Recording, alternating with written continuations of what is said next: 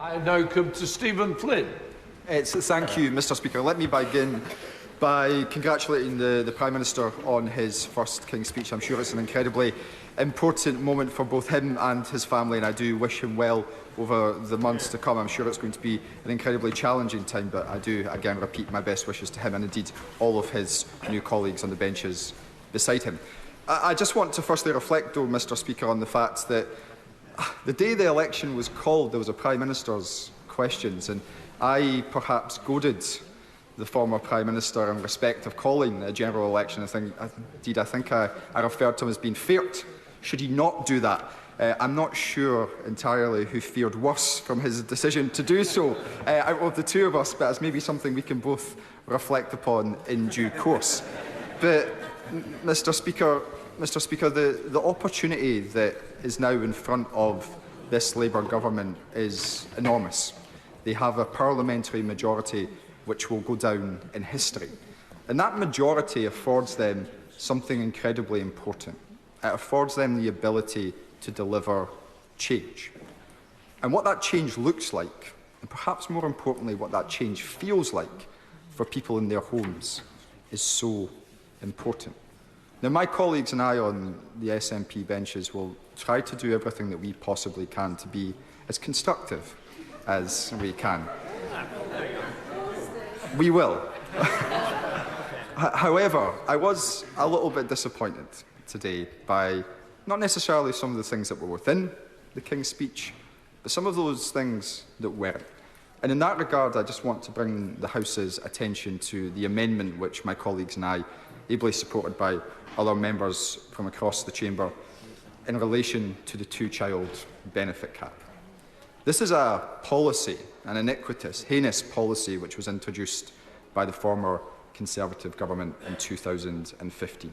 Each and every one of us in this chamber knows that it retains children in poverty. Hundreds of thousands of children across these isles. In Scotland alone, it impacts 27,000 households. It's estimated that 14,000 children would immediately be taken out of poverty were it to be scrapped. But it was not mentioned in the government's programme for government today. Instead, all we have heard is that a task force is going to be created. No time frame for that task force, no indication of when that task force will conclude, and all the while those children will remain in poverty. Surely it should be the bare minimum expectation of a Labour government to seek to do everything it possibly can immediately to lift children out of poverty. I'm particularly interested in the views of Scottish members of Parliament from the Labour Party in this regard. I would be delighted to give way. Could he explain to the House why the SNP government in Scotland, who have the power to do so, have not? I would be more than happy to enlighten the honourable gentleman in that regard, because as he knows, in the UK we have reserved policies and we have devolved policies. Some 70% of welfare policies are reserved to this Parliament. Now, what the Scottish Government has sought to do over recent years is to mitigate the worst excesses of the Conservatives. Some £800 million worth of money that we could spend on other things, we choose to mitigate Tory policies, including, of course, the likes of the bedroom tax. And I'm sure the honourable gentleman opposite me would be very keen to see his own front bench mitigate and end that particular policy. But we do that within the confines of the financial remit set, in large part, by this place. And if the honourable gentleman is suggesting, as indeed I'm sure some of his Scottish colleagues would agree with, that the Scottish Government should mitigate this place, then he should outline, as they should, where that money should come from. Should it come from Scotland's NHS? Should it come from our schools? Should it come from our police?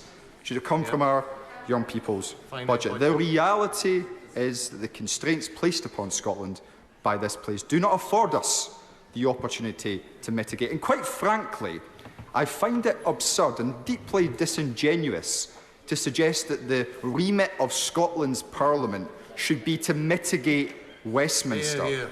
Our horizons should be so much greater than that. So I would return to the point that I was making. that Labour members in Scotland supposedly agree with the Scottish National Party that the two-child cap should and must be scrapped. So how will they vote? Will they follow the lead of their Prime Minister in London, or will they follow the lead of the leader in Scotland and indeed respect the views of the people that they were sent here to represent? But of course, whilst my disappointment is very much great in that regard, there is one area where I hope the Prime Minister can put a smile on my face, and that's in relation to GB Energy. Because I'm moderately surprised that we haven't had an announcement yet that is due to be headquartered in Aberdeen. Perhaps, of course, in the Aberdeen South constituency that I represent. Indeed, Aberdeen and Grampian Chamber of Commerce hired a van today which has been patrolling the streets outside Parliament, calling for it to come home.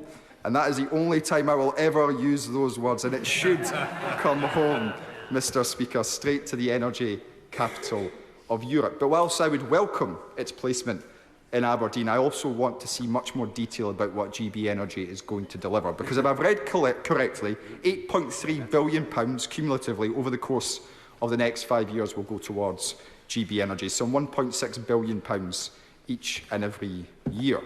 Well, one hydro pump storage project in Scotland would almost blow that entire budget apart.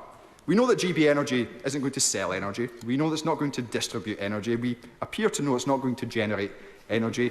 It's suggested that it will be an investment vehicle for projects to go forward. But if it's going to be capped at £1.6 billion per year, I have to question the ambition of members opposite. How does that deliver the change that is required? The change which they previously agreed to would actually require some £28 billion each and every year. What a contrast! What a contrast to the ambitions that they once had. And of course, net zero is going to be absolutely crucial to our economic future, the growth and prosperity that we all want to see. But ultimately, that growth can only also come about through productivity. And I would like to hear more from an incoming Labour government, a government which now has a significant majority, as to what they are going to do to reverse some of the policies of the Conservative Party in relation to migration. Migration which is dramatically and drastically impacting Scotland's higher education institutions, which will be impacting higher education institutions in each and every one of the members opposite's constituencies. And we know that universities are a key driver of productivity. But on that point of migration, I wish to seek consensus in this House, which might be moderately difficult given some of the people who now sit behind me. We need to stand up and be bold and brave in the face of those who seek to demonise migration, who seek to other those people who come and work in our public sector and in our private sector, who care for us in our hospitals and who teach our children. We should be seeking to increase migration, to increase our economic output and to grow our economy and indeed to enhance our communities. Brave politicians would do that, and I hope that members opposite share that bravery. But of course, our economy isn't just about net zero. It's not just about productivity. It's not just about migration. It's also intrinsically linked to our relationship with the European Union. And I look forward to seeing what the government comes forward with in respect of its proposed new relationship with our friends and allies in Europe. We should, of course, be seeking to rejoin the European single market. We should, of course, be seeking to rejoin the European Customs Union. It makes sense to all of us. The politicians in this House, they're afraid of doing so. Well, they're going to come to realise that the only way to achieve the aims that they want to achieve is to do just that. So on all those issues and so many more, we will seek to be a voice of reason in this House and to work constructively with members opposite. And I look forward over the coming hours and coming days to hearing their contributions and what they intend to bring to our national discourse as we all try to better improve the lives of the people that we are so fortunate to represent. Thank you, Mr. Speaker.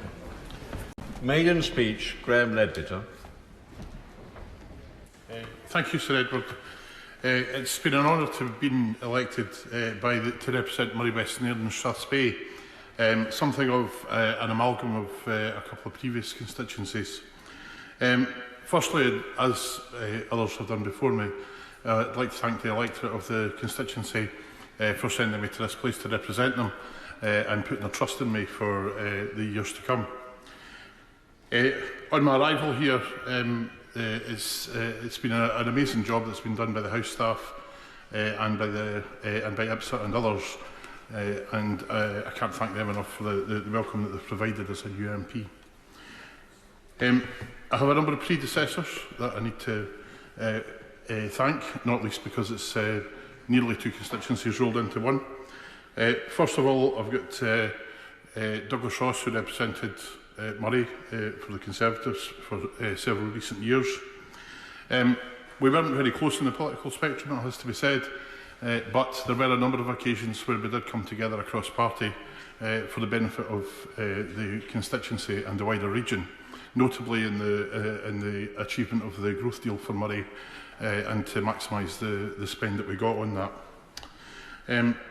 I'm sure the official opposition would also want to thank him for his service in the Scotland office as well.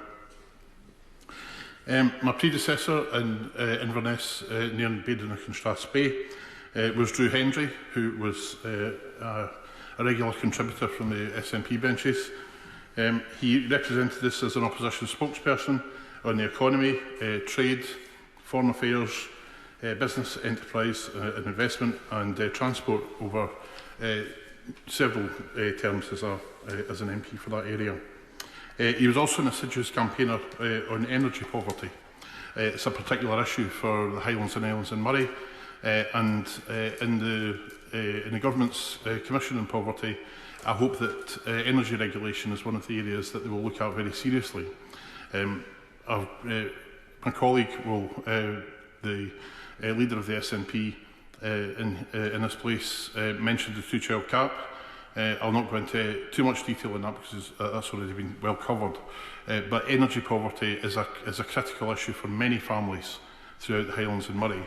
And bringing in, for example, a social tariff would certainly make a big difference to families right across the Highlands.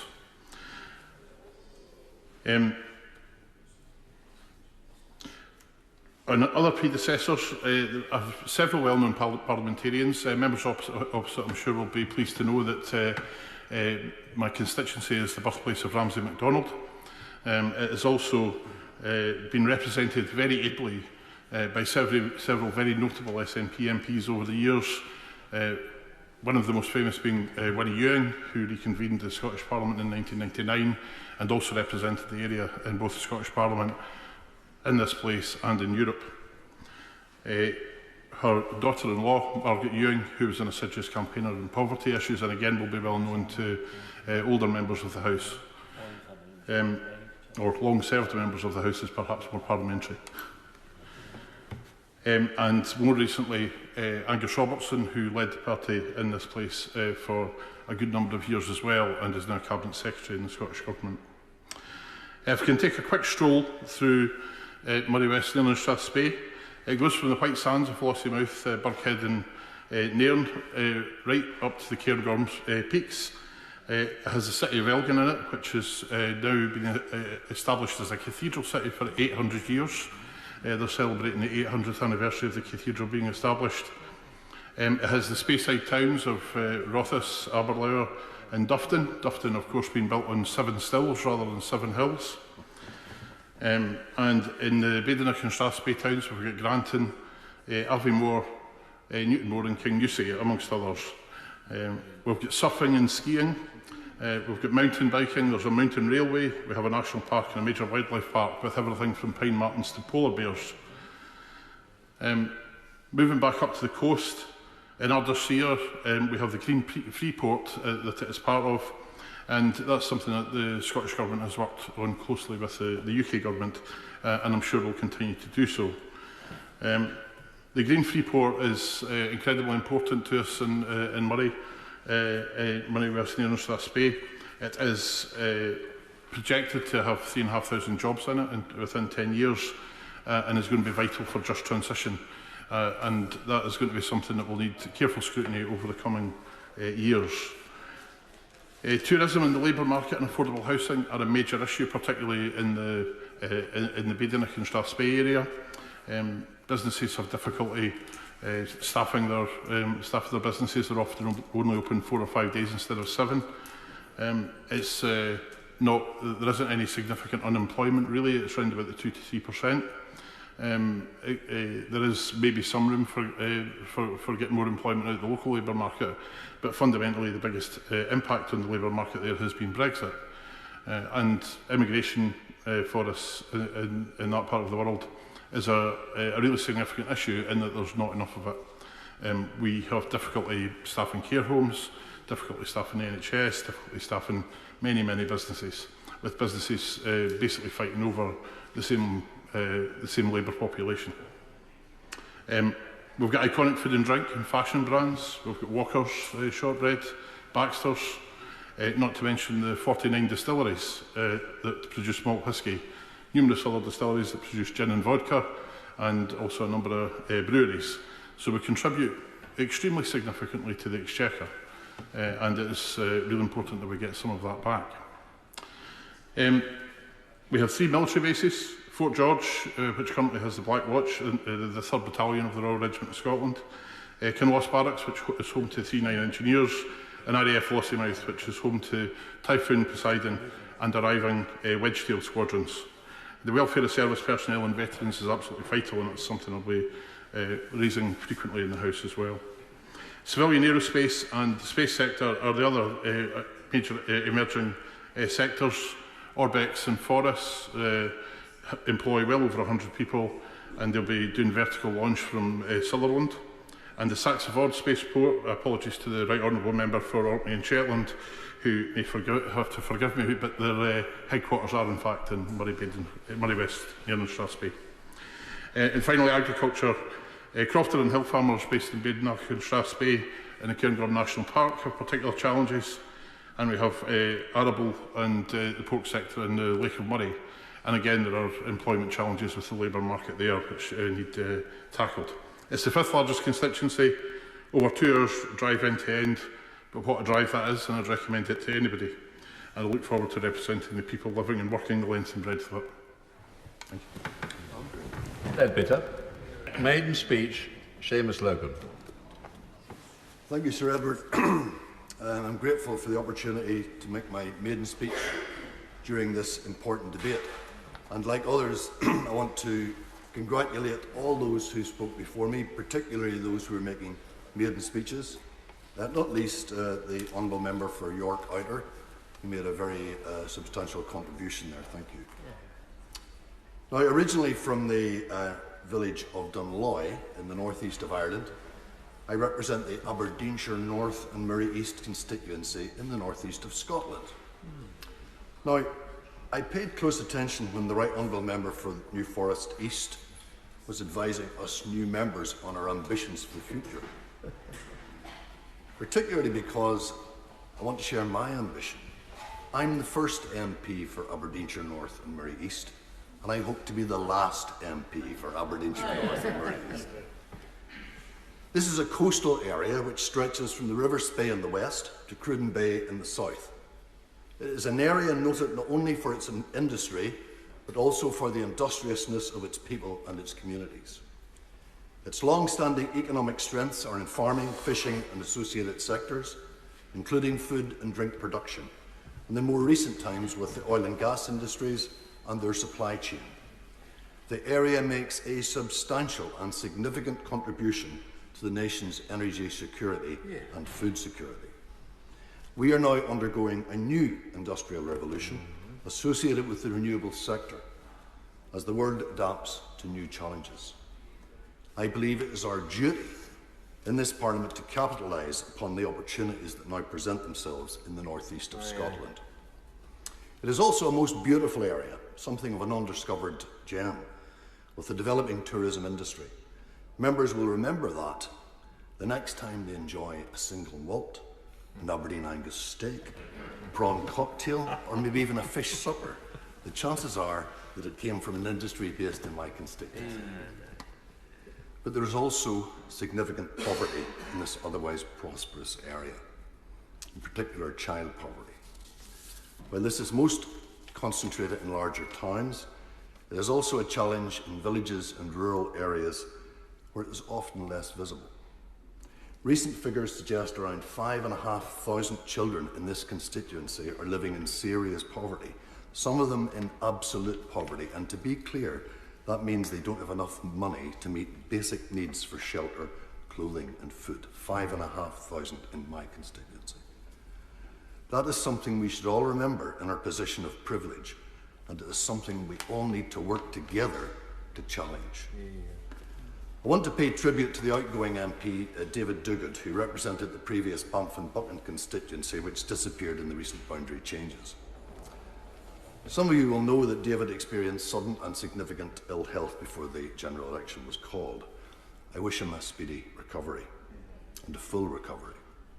David was an excellent MP who did his best to represent everybody in the constituency, but most notably the interests of the energy, fishing and farming industries. But his efforts were in stark contrast to the way he was treated in the end when he was effectively deselected by his colleagues. I wish David and his family well in whatever their future plans may involve. I also want to acknowledge the work of the last SNP MP in this area, Ely Whiteford, who was an outstanding political representative. Now, today in the King's speech, the government had an opportunity to immediately abolish the harmful two-child cap on child benefit and the notorious rape clause which my former colleague, the outgoing MP for Glasgow Central, Alison Thulis, worked so hard to end. The failure to do this is an early indictment of their policy position. Now, I was encouraged when I heard contributions from the members for Hackney South and Shoreditch and for, I think it was Hales and Harlington. However, what about the member's contribution from Islington North when he said, no ifs, no buts, just do it?